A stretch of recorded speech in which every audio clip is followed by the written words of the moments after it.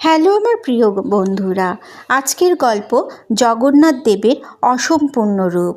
রাজা ইন্দ্রদ্যুম্ন যখন সমুদ্র থেকে ভেসে আসা অলৌকিক নিমকাঠ দিয়ে জগন্নাথ, বলরাম ও সুভদ্রার মূর্তি তৈরি করতে চাইছেন, তখন স্বয়ং দেবশিল্পী বিশ্বকর্মা এক বৃদ্ধ ছুতোরের ছদ্মবেশে আসেন। তিনি একটি শর্ত দেন। তিনি 21 দিন একটি বন্ধ ঘরের ভেতরে মূর্তি গড়বেন এবং সেই সময়ের মধ্যে কেউ যেন ঘরের দরজা না খোলে। ঘরের ভেতর থেকে হাতুড়ি ছেনির আওয়াজ আসছিল, কিন্তু কিছুদিন পর হঠাৎ সব বন্ধ হয়ে যায়। রানী গুন্ডিচা ও রাজা ভাবলেন হয়তো বৃদ্ধ শিল্পী না খেয়ে মারা গেছেন বা কোনো বিপদ ঘটেছে। উৎকণ্ঠা সামলাতে না পেরে রাজা ইন্দ্রদ্যুম্ন শর্ত ভেঙে 14 দিনের মাথায় ঘরের দরজা খুলে ফেলেন।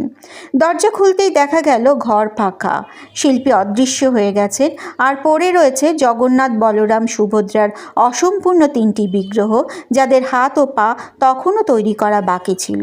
স্বয়ং ভগবান শূন্যবাণীতে রাজাকে বলেন, অনুতাপ করো না রাজা, আমি এই রূপেই পৃথিবীতে পুজো পেতে চাই।